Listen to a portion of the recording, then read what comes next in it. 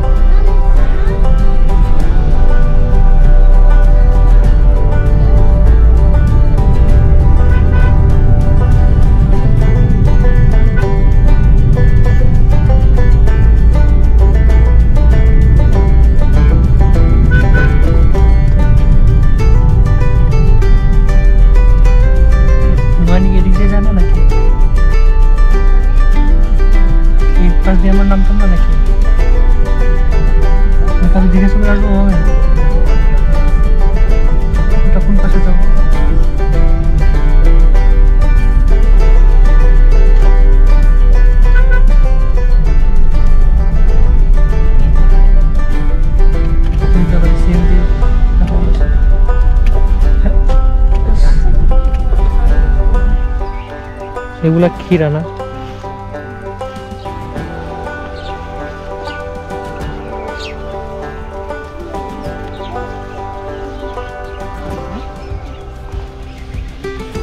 So guys এখন আছি আমরা নয়ানি হচ্ছে কাটাখালী ব্রিজ বলে এটাকে।